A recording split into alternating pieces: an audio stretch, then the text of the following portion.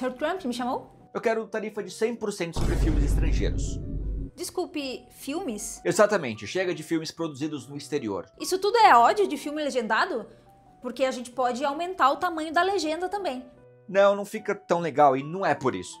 Tá, por quê? Porque eles estão usando esses filmes contra a gente. Propaganda, mensagens subliminares. Esses dias eu assisti um filme francês que começa com uma criança comendo uma maçã. E você sabe o que isso significa, né? Que ela tá com fome? Que eles estão querendo derrubar a gente. Se bem que, agora que você falou, acho que a criança estava com fome mesmo. Mas você sabe o que é pior? Os gastos com produção de TV e cinema nos Estados Unidos caíram 28% entre 2021 e 2024. Mas, senhor, muitos filmes americanos são filmados fora dos Estados Unidos. O próximo, Quarteto Fantástico, ele foi filmado no Reino Unido e na Espanha. Esses filmes agora vão ter que pagar para voltar para casa. Isso tudo foi depois da sua reunião com o Joe Voight, né? Você sabe que ele estava pedindo isenções fiscais, não tarifas, né? Eles trouxeram a lenha, eu trouxe o fogo. E como que isso vai funcionar? Vai taxar a Netflix? E se o filme for metade no Canadá, metade em Atlanta? Eu ainda vou pensar nos detalhes. Anotado. Algo mais? A gente consegue fazer o diretor de Parasita devolver aquele Oscar? O senhor assistiu o filme? Vai ser difícil mesmo.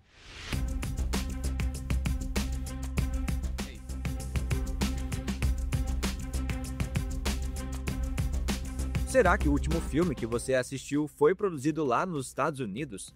Comenta aqui, deixa aqui nos comentários qual foi o último filme que você assistiu. Olha, o meu foi Morte, Morte, Morte, da A24. Eu procurei aqui já e foi sim filmado lá nos Estados Unidos. Que ele é bem ruim.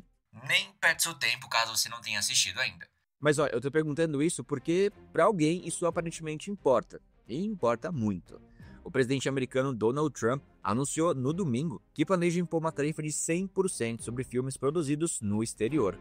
E isso é importante porque é uma extensão das suas políticas comerciais restritivas às importações dos Estados Unidos para o setor de entretenimento pela primeira vez. Pois é, e por que ele está fazendo isso? Ele não gosta de ver filme legendado? Ele está dormindo nos filmes europeus? Então vamos entender o impacto disso na economia, principalmente para Hollywood, e como que isso vai mudar o setor do cinema. E também no episódio de hoje, você já parou para pensar no que acontece quando um país inteiro deixa de produzir uma matéria-prima essencial e passa a depender quase totalmente do que vem de fora?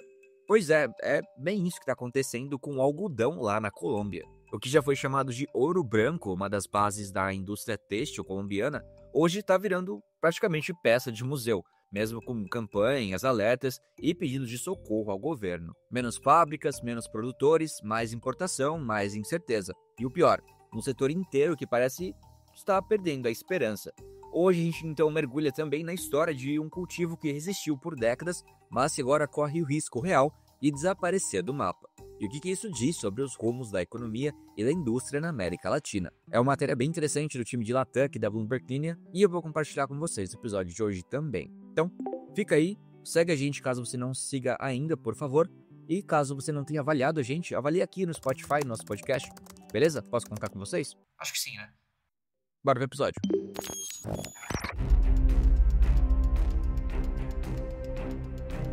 Então, bora começar falando de Donald Trump e o cinema. Pois é, em um post no Truth Social, que é a rede social do Donald Trump, o líder americano disse que instruía o Departamento de Comércio e seu representante comercial a iniciar imediatamente o processo de instituir a taxa sobre filmes estrangeiros.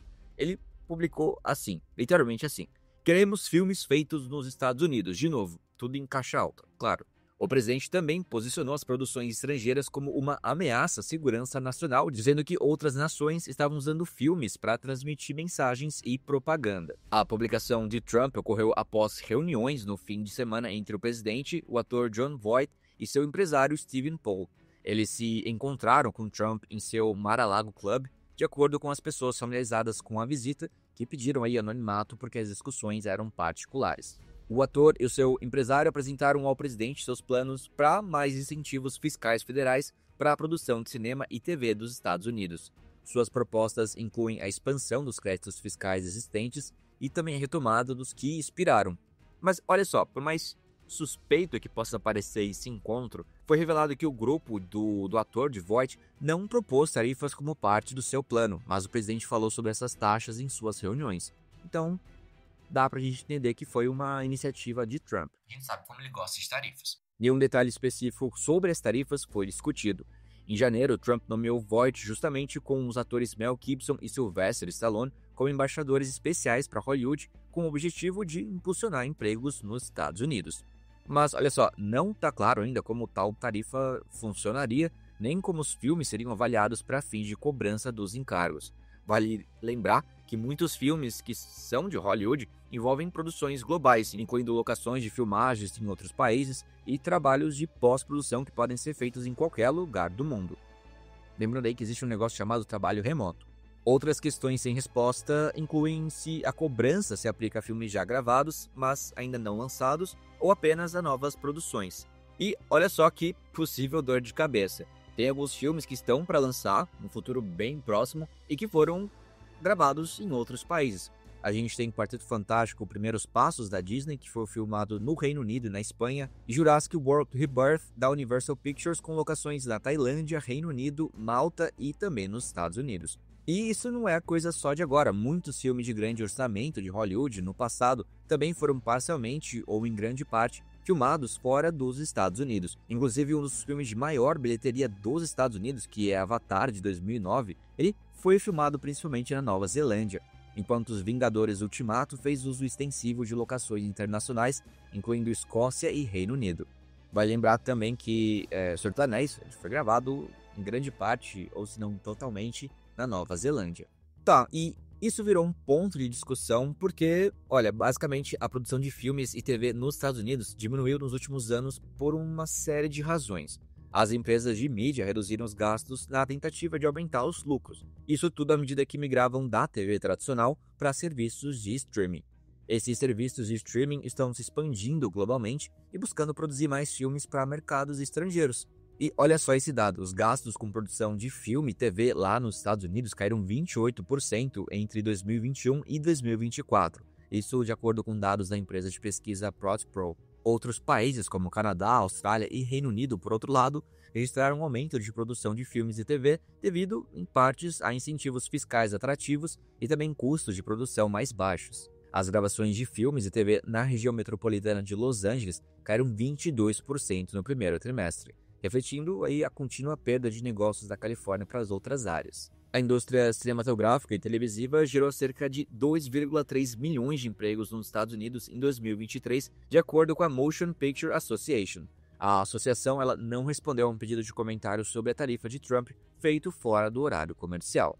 E um pouquinho antes de terminar esse podcast, eu vi aqui a notícia de que Trump está querendo conversar com os executivos de Hollywood sobre essa tarifa. Então, lá ao menos, teremos notícias sobre o que vai acontecer com essa área. Tá bom? Fica ligado aqui no podcast para ver mais sobre isso.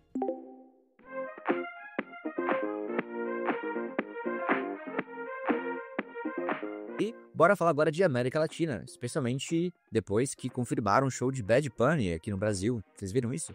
Primeiro show do artista aqui no país. Eu não conheço muito sobre ele, mas eu sei que as pessoas estão bem animadas com a notícia. E você gosta de Bad Bunny? Você ouve bastante? Qual música eu poderia procurar aqui para conhecer mais o artista? Deixe aqui nos comentários caso você conheça o trabalho dele. Bom, voltando aqui pro foco, a gente vai falar de algodão, porque ele tá morrendo como cultura na Colômbia. E isso tudo apesar dos esforços dos sindicatos e dos vários apelos feitos a diferentes governos ao longo das décadas para que intervissem nessa situação. Pois é, como eu comentei lá na introdução do episódio, o país está se tornando totalmente dependente das importações. Isso é um alerta da Confederação Colombiana de Algodão, que conversou com a Bloomberg Linha. Bom, o fato é que o futuro do algodão é incerto em um cenário marcado por margens de rentabilidade reduzida para a cultura, problemas de financiamento e também falta de disponibilidade de maquinário, além também de pouco apoio do Estado durante anos.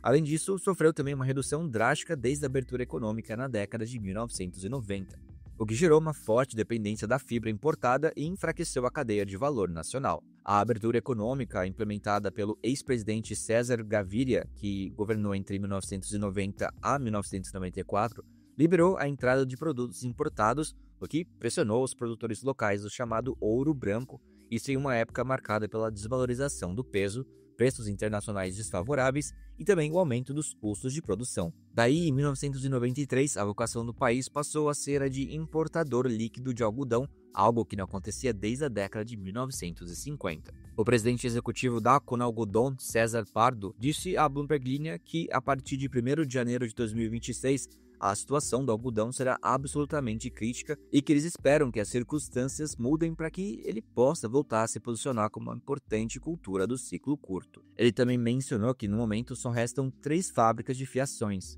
e que há cerca de 10 anos eles tinham cerca de 25 fábricas. Pois é, enquanto isso, o Fundo de Estabilização de Preços só teve recurso suficiente para fornecer algum apoio durante 2024 e teria margem para cobrir 2025. Ele disse que a situação do algodão é crítica e acha que por 2 ou 3 anos vão manter pouquíssima atividade. Além disso, a comunicação com o governo está fragilizada por lá e os produtores de algodão desistiram desse caminho após vários anos de decepções acumuladas e também a falta de continuidade nas políticas para o setor. Como eu disse, a Colômbia teve os anos dourados ali de produção de algodão. Ela foi um grande produtor de algodão dos anos 1960 até os anos 90. Ela, inclusive, semeou entre 400 mil a 500 mil hectares. No entanto, em 2022, a área plantada caiu para um mínimo histórico de quase 14 mil hectares. Além da abertura econômica, essa queda está relacionada a vários fatores, como a violência no campo, a baixa competitividade e os custos de energia.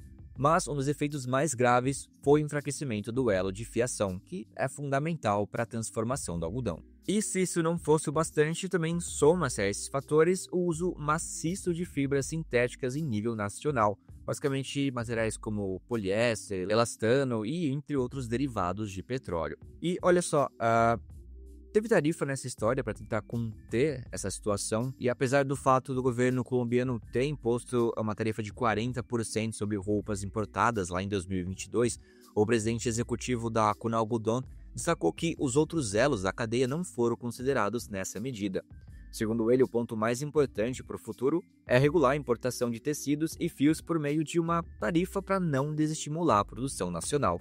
Em 2022, a Confederação Colombiana de Algodão lançou uma campanha chamada Algodão 2025, que buscava reviver os anos dourados do setor em um país com uma longa tradição de manufatura têxtil. O plano abrangia desde o aumento do investimento nas terras altas até a promoção da produção e do uso de sementes de alta tecnologia, com o objetivo de atingir 38 mil hectares de cultivo e 40 mil toneladas de algodão. O programa também buscava garantir o fornecimento de máquinas e equipamentos, bem como apoiar os instrumentos de financiamento de produção. Mas existem muitos desafios nessa história. Outro ponto importante da crise tem a ver com os preços, que na Colômbia são regidos pelo mercado internacional e por uma combinação de fatores.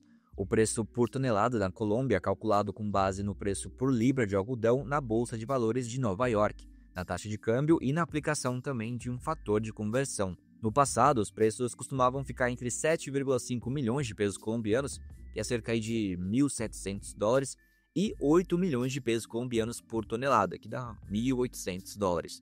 Porém, desde cerca de 6 meses atrás, o preço caiu para 6 milhões de pesos colombianos, mais ou menos aí $1.400 e 6,5 milhões de pesos colombianos, que seriam $1.500. O presidente da Conalgodão disse que, embora haja uma contribuição no Fundo de Estabilização de Preços, ela não é suficiente para proporcionar rentabilidade suficiente aos agricultores. E, como é de se esperar, quando um produto como o algodão, que tradicionalmente tem sua comercialização assegurada, enfrenta uma crise desse tipo, o impacto sobre os agricultores ele é grande. Como resultado, muitos optam por não plantar a próxima safra. Embora antes houvesse uma rotação de culturas como milho-algodão ou arroz-algodão, os produtores agora preferem plantar apenas arroz ou milho. Isso acontece justamente porque o algodão oferece menor rentabilidade e leva mais tempo para gerar liquidez, enquanto o milho e o arroz permitem um retorno mais rápido do investimento. Mas olha, apesar de todas as dificuldades, todo esse cenário que a gente comentou aqui agora, a associação diz que acredita no futuro do algodão porque é a única cultura de ciclo curto que é competitiva em termos de produção. Olha, e parte dessa fé vem porque, segundo o presidente, a produtividade chega a 1.000 quilos de algodão por hectare, que é acima da média internacional. E olha, se o cultivo de algodão for extinto na Colômbia, o país se juntará à lista de países onde isso vem acontecendo pouco a pouco na região, como no caso de Honduras. Lá, os altos custos de controle de pragas e os baixos preços de matéria-prima levaram ao seu abandono. Embora nas décadas de 1950 e 1960 tenha sido amplamente promovido, especialmente pelo governo e não pelo setor privado, com o tempo perdeu relevância para o café e na década de 1990 praticamente não restava mais nada.